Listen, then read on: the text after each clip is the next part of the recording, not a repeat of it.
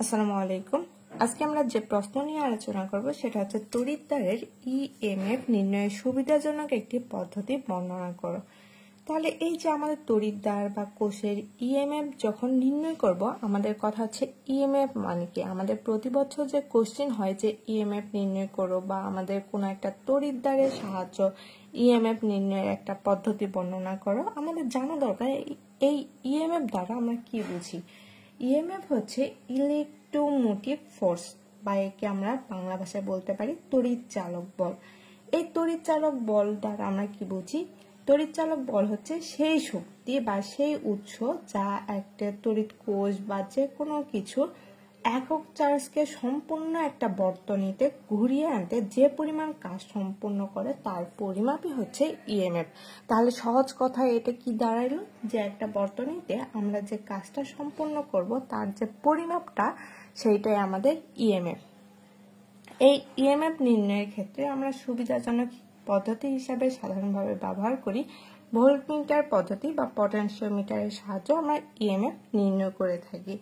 তাহলে এটাকে আমরা কি বলতে পারি বলতো? কোনো একটা তড়িৎ রাসায়নিক সেল হতে যখন আমরা তড়িৎ প্রবাহ ব্যবহার করি তখন তার তড়িৎ চালক বল কমে যায়। আমরা তড়িৎ সেল নিচ্ছি বা তড়িৎ রাসায়নিক সেল যখন ব্যবহার করছি তখন আমাদের তড়িৎ প্রবাহ হয়, আর এই তড়িৎ প্রবাহ করলে আমাদের তড়িৎ চালক বল বা এই ইএমএফটা কমে যায়, কারণ তড়িৎ প্রবাহের সময় রাসায়নিক শক্তি ক্রমাগতভাবে তড়িৎ শক্তিতে পরিণত হয়। আমাদের তড়িৎ প্রবাহের সময় কি হয় বলতো? রাসায়নিক শক্তিটা তড়িৎ শক্তিতে রূপান্তরিত হয়। সুতরাং সেলটি তড়িৎ চালক বল মাপতে হলে এমন একটি পদ্ধতির প্রয়োজন যেন সেল হতে কোনো তড়িৎ খরচ না হয়। আমাদের এই যে তড়িৎ চালক বল কমে যাচ্ছে বা আমাদের শক্তির অপচয় হচ্ছে যখন আমরা রাসায়নিক শক্তি হতে তড়িৎ শক্তিতে রূপান্তরিত করছি, সেক্ষেত্রে আমাদের তড়িৎ কিছুটা খরচ হচ্ছে। এই খরচ এড়ানোর জন্য আমাদের এমন একটা পদ্ধতির দরকার যেটা আমাদের ব্যয়বহুল হবে না কিন্তু সঠিক একটা মাপ দিবে। এটি সর্বপ্রথম আমাদের বিজ্ঞানী পাগন্ডভ, অনেক সময় আমাদের দেখি যে অনেক বইয়ে দেওয়া আছে পগেন্ডভ, আবার পাগন্ডভ যে বিজ্ঞানী হোক না কেন এই পাগন্ডভ ব্যবহার করেন সর্বপ্রথম এই পদ্ধতি। এই জন্যই এটাকে আমরা পাগন্ডভের ক্ষতিপূরণ পদ্ধতিও বলে থাকি। তাহলে তড়িৎ চালক বলের বা তড়িৎদ্বারের ইএমএফ নির্ণয়ের সুবিধাজনক পদ্ধতিটা কি? পাগন্ডভের ক্ষতিপূরণ পদ্ধতি, বা এইটাকে আমরা পটেনশিওমিটার বর্তনীও বলে থাকি। তাহলে চলো পটেনশিওমিটার বর্তনীটা দেখে আসি। এই যে দেখো, এটা একটা চিত্র, এটা হচ্ছে পটেনশিওমিটারের সাহায্যে আমরা কোষের ইএমএফ নির্ণয় করব। এখন এখানে কি কি আছে দেখো তো। এই যে আমাদের এটা একটা প্রান্ত এ এবং বি, আমরা তাহলে দুইটা প্রান্ত নিলাম, এ এবং বি প্রান্ত। এই এ এবং বি প্রান্ত হচ্ছে উচ্চ রোধযুক্ত। উচ্চ রোধ বলতে আমরা কি বুঝি বলতো? রোধ হচ্ছে পরিবাহী তারের মধ্যে দিয়ে তড়িৎ প্রবাহে যে বাধা সৃষ্টি করে সেটা হচ্ছে রোধ। তাহলে এ বি দুইটা একটা প্রান্ত নিলাম, সেটা আমাদের অবশ্যই সমপ্রস্থের হবে, এবং এই যে বি প্রান্তটা এটা পরিবর্তনীয় রোধ, যার রোধের মানটা পরিবর্তনশীল হয়। তাহলে এই আর পরিবর্তনীয় রোধটা আমাদের আর এর মাধ্যমে সঞ্চয়ী সি সেলে, তাহলে আর এর মাধ্যমে এই যে এইটা হচ্ছে আমাদের রোধ, এই আর এর মাধ্যমে সঞ্চয়ী সি সেলের, এটা আমাদের সেল সি বা সঞ্চয়ী সেল, এটার অবশ্যই আমাদের পজিটিভ প্রান্ত এবং নেগেটিভ প্রান্ত থাকবে। আমাদের সবকিছু জানি পজিটিভ এবং নেগেটিভ প্রান্ত থাকে, সেক্ষেত্রে এই সি সেলের একটা ধনাত্মক প্রান্ত থাকবে আর একটা ঋণাত্মক প্রান্ত থাকবে, এবং এই যে সেলটা এই সেলটা সরাসরি আমাদের এ প্রান্তের সাথে যুক্ত থাকবে। এবং এ বি তারের পটেনশিয়াল এ হতে যখন বি এর দিকে যাবে তখন এই পটেনশিয়ালটা বা আমাদের তড়িৎটা হ্রাস পাবে। এবং এখানে আমাদের পরীক্ষণীয় দুইটা সেল আছে, সেটা হচ্ছে E1 এবং এটাকে আমরা বলি E2। এই যে E1 এবং E2 এখানেও কিন্তু আমাদের ধনাত্মক এবং ঋণাত্মক প্রান্ত আছে। তাহলে একটাকে যদি আমরা ধনাত্মক ধরে নিই, অবশ্যই আর একটা হবে ঋণাত্মক প্রান্ত। তারপরে দেখো, এই যে আমাদের E1 প্রান্ত, এই প্রান্তটা এ এর ধনাত্মক প্রান্তের সাথে যুক্ত আছে, এবং এখানে যে জিনিসটা আমরা দেখতে পাচ্ছি এটা হচ্ছে চাবি। আমরা যখন ক্লাস 9-10-এ পড়েছিলাম তখনও দেখেছিলাম যে এটাকে আমরা চাবি বলে নামকরণ করেছিলাম। তাহলে এটা হচ্ছে চাবি এবং এটাকে আমরা বলি জি, দেখেই তো বুঝতে পারছি যে এটা একটা গ্যালভানোমিটার। তাহলে এই যে এটা হচ্ছে আমাদের গ্যালভানোমিটার প্রান্ত এবং এই যে এই জিনিসটা কি বলতো, এটাকে আমরা সাধারণভাবে বলে থাকি জকি বা জে। জকি দ্বারা বা জে দ্বারা আমরা কি বুঝি বলতো? জকি হচ্ছে একটা সংযোগকারী অংশকে বোঝানো হয় যা আমাদের একটি তারের উপর সরানো হয়। এই যে আমাদের জকি যে এটা সংযোগ করছে কার সাথে? আমাদের বি এর যে প্রান্তটা এ বি যে রোধের প্রান্তটা আছে সেটার সাথে। এটা দুইটা অংশে বিভক্ত রয়েছে। এটা একটা অংশকে আমরা পি ধরে নেই আর একটা অংশকে কিউ ধরে নেই। এটা মূলত আমাদের পটেনশিওমিটারের একটা চিত্র। তাহলে এখানে কি কি আছে বলতো? এ বি একটা রোধ বা এবি উচ্চ রোধযুক্ত একটা আমাদের তার রয়েছে। এই তারটা আমাদের বি প্রান্তটা যখন এ প্রান্ত থেকে বি প্রান্তের দিকে যাবে, বি প্রান্তটা হচ্ছে আমাদের পরিবর্তনশীল রোধ এবং বি প্রান্ত থেকে এটা সরাসরি বর্তনীর রোধের সাথে যুক্ত থাকে। এই যে এটা হচ্ছে রোধ, আমরা জানি এক্সরে মেশিনের মতো সবসময় রোধ থাকে। আর রোধের এই যে আর প্রান্তটা আমাদের সঞ্চয়ী সেল বা সি এর সাথে যুক্ত থাকে।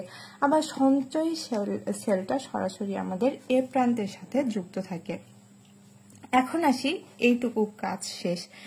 নিচের কাজ, নিচে আমাদের কি আছে? একটা ই আছে আর একটা একটা E1 এবং আরেকটা E2 সেল আছে। এই যে E1 এর পজিটিভের সাথে এ যুক্ত, আবার E2 এর পজিটিভের সাথে এ যুক্ত অবস্থায় রয়েছে এবং আমাদের এই যে নেগেটিভ অংশটা এটা আমাদের চাবির সাথে যুক্ত রয়েছে। একটা পটেনশিওমিটারের চাবির সাথে এইটা যুক্ত রয়েছে এবং এই চাবিটা আমাদের গ্যালভানিক কোষের সাথে যুক্ত রয়েছে। গ্যালভানিক কোষ বলতে আমরা কি বুঝি? আমরা কি জানি যে গ্যালভানোমিটার বলতে কি বুঝি? এটা হচ্ছে আমাদের ইলেকট্রোমেকানিক্যাল যন্ত্র যা কোনো একটা বৈদ্যুতিক বর্তনীকে, এই পটেনশিওমিটার অবশ্যই একটা বর্তনী, এই বর্তনীটাকে তড়িৎ প্রবাহের উপস্থিতি এবং পরিমাপ নির্ণয় করতে, এখানে কি পরিমাণ তড়িৎ প্রবাহিত হচ্ছে সেটা নির্ণয় করতে আমাদের জিটা বা আমাদের গ্যালভানোমিটারটা ব্যবহার করা হয়।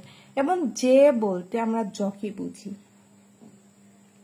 এই যে হচ্ছে একটা সংযোগকারী অংশ যেটা আমাদের সংযোগ করছে এই যে বি এ এবং বি রোধ বিশিষ্ট তারের সাথে। এখানে দুইটা অংশের সংযোগ ঘটেছে, একটা পি আর একটা কিউ। এটা মূলত আমাদের একটা পটেনশিওমিটারের চিত্র। এখন আমরা ব্যাখ্যাতে আসি, এখানে কিভাবে কি কাজটা হয়। এতক্ষণ শুধুমাত্র আমরা পাচার পারলাম কি নিয়ে? এই চিত্রটা নিয়ে। এখন দেখি যে এটা ব্যাখ্যাটা আমরা কিভাবে দিতে পারি। এই যে উপরের চিত্রে পটেনশিওমিটারের সাজসজ্জা দেখানো হলো, আমরা সাজসজ্জা দেখে আসলাম। এখানে আমাদের এ এবং বি উচ্চ রোধযুক্ত সর্বত্র সমপ্রস্থ বিশিষ্ট তার। এই যে আমাদের এ এবং বি একটা রোধযুক্ত সমপ্রস্থের তার এ বি। এই বি প্রান্তটি একটি পরিবর্তনশীল রোধ। পরিবর্তনশীল রোধ বলতে আমরা কি বুঝি বলতো? যার রোধের মান পরিবর্তন করা যায়, এক এক সময় এক এক রকম হয়ে যায়। এই পরিবর্তনশীল রোধ আর এর মাধ্যমে একটি সঞ্চয়ী সেল সি এর ঋণাত্মক প্রান্তের সঙ্গে এবং এ প্রান্তটি সরাসরি তার ধনাত্মক প্রান্তের সাথে যুক্ত থাকে। এখানে দেখো বি প্রান্তটি একটি পরিবর্তনশীল রোধ, এটা আমাদের পরিবর্তনশীল রোধ এবং এটা সঞ্চয়ী সেল সি এর সাথে যুক্ত আছে। এখন সঞ্চয়ী সেল বলতে আমরা কি বুঝি? ধরে নাও যে এই ব্যাটারিটার চার্জ শেষ হয়ে গিয়েছে। চার্জটা আমরা দিব কিভাবে? এই যে সঞ্চয়ী সেল বা সেলের মাধ্যমে এটা চার্জ শেষ হলে আবার পুনরায় আমরা চার্জ দিয়ে এটাকে চালু করতে পারবো। সেটা কিসের মাধ্যমে?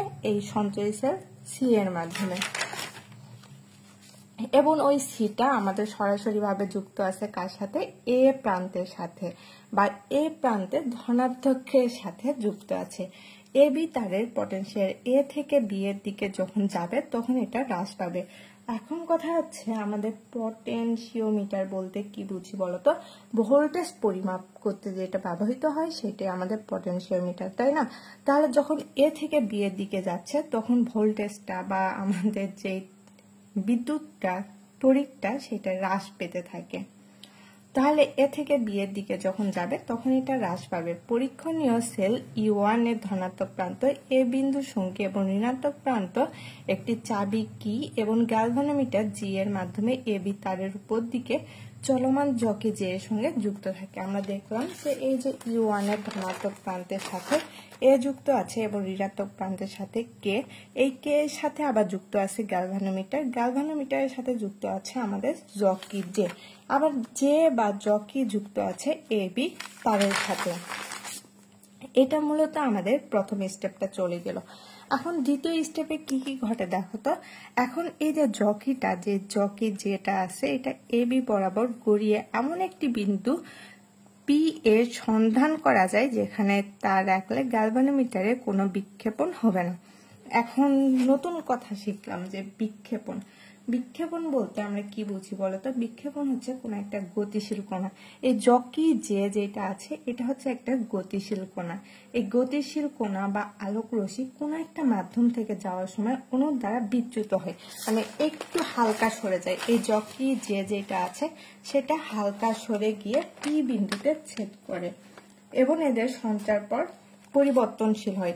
এই যে জকি যে আমাদের হয় সোজাসুজি যাওয়ার কথা ছিল, কিন্তু এটা সঞ্চারণশীল বা গতিশীল হওয়ার কারণে এটা আমাদের পথটা, সঞ্চার পথটা পরিবর্তন করে পি বিন্দুতে গিয়ে ছেদ করে। অতঃপর কি ঘটে দেখো, এখানে আমাদের কোনো ধরনের বিক্ষেপণ হয় না, অর্থাৎ গ্যালভানোমিটারের মধ্য দিয়ে তড়িৎ প্রবাহিত হবে না। এখানে বিক্ষেপণ হচ্ছে না বলেই আমাদের তড়িৎ প্রবাহিত হচ্ছে না। এখন এ এবং পি বিন্দুর মধ্যবর্তী বিভব পতন সেল E1 এর তড়িৎচালক বলের সমান হবে।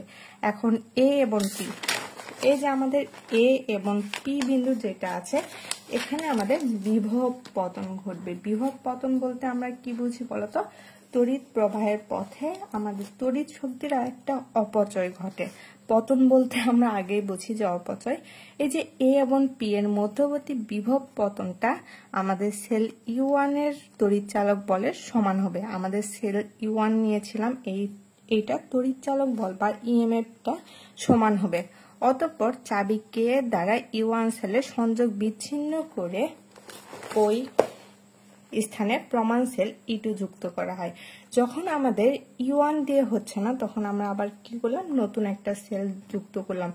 E1 যখন আমাদের বিভব পতনের শুরু করছে তখন আমরা E2 সেলের বা প্রমাণ E2 সেলটা যুক্ত করলাম এবং পূর্ববৎ জকিটি গড়িয়ে আরেকটি বিন্দু কিউ পাওয়া যাবে। যখন আমাদের E1 ছিল তখন যে সেট করেছিল আমাদের পি বিন্দুতে, এপি বিন্দুতে। এখন আমাদের যখন আমরা E2 প্রমাণ সেল যুক্ত করলাম, এটা কোথায় গিয়ে সেট করবে? জকি যে সেট করবে কিউ বিন্দুতে, যেখানে আমাদের গ্যালভানোমিটারের বিক্ষেপণ ঘটে না। আমরা যখন E1 সেল ব্যবহার করব তখন এটা বিক্ষেপণ ঘটে বা আমাদের তড়িৎ শক্তির একটা অপচয় ঘটে, বা এটা একটা গতিশীল কণা বিচ্যুত হয়ে সঞ্চার পথটা পরিবর্তন করে। কিন্তু যখন আমরা E2 সেল ব্যবহার করব এক্ষেত্রে আমাদের কোনো ধরনের বিক্ষেপণ ঘটবে না এবং E2 সেলের তড়িৎ চালক বল সি সেল জনিত এ এবং কি এর মধ্যবর্তী বিভব পতনের সমান হয়। আমাদের দেখো যখন আমরা এপি নিলাম তখন আমাদের এটা কিসের সমান হলো? E1 এর সমান হইল। আর যখন আমরা সি সেল জনিত এ কিউ এর মধ্যবর্তী বিভব পতনের সমান হচ্ছে তখন আমাদের E2 সেলের ব্যবহারটা হচ্ছে। এতে আমরা এটা থেকে লিখতে পারি যে E1 সেলের তড়িৎচালক বল সেটা কোথায় গিয়েছে দেখো তো। যখন আমরা E1 নিয়েছিলাম তখন এটা গিয়েছিল পি বিন্দুতে, তাহলে এটা হচ্ছে এপি বিন্দু, তাই না? তাহলে আমাদের এপি বিন্দু E1 সেলের তড়িৎচালক বল ইকুয়াল টু এপি ডিভাইডেড আমাদের E2 সেলের তড়িৎচালক বলটা কি হবে বলতো? E2 সেল যখন নিলাম তখন আমাদের এটা কোথায় গেল? জকি যেটা কিউ বিন্দুতে গেল, তাহলে এ কিউ। এটা থেকে আমরা লিখতে পারি এপি ডিভাইডেড এ কিউ। সুতরাং প্রমাণ সেল তড়িৎচালক বল জানা থাকলে, আমাদের প্রমাণ সেল E1 বা E2 জানা থাকলে এপি এবং এ কিউ, এই যে আমাদের E1 সেলের এপি বের হইল এবং E2 সেলের এ কিউ বের হইল, তাহলে এপি এবং এ কিউ এর দৈর্ঘ্য মেপে পরীক্ষণীয় সেলে E2 এর ইএমএফ নির্ণয় করা যায়। আমরা এইভাবে মূলত পটেনশিওমিটারের সাহায্যে ইএমএফ নির্ণয় করে থাকি। আসসালামু আলাইকুম।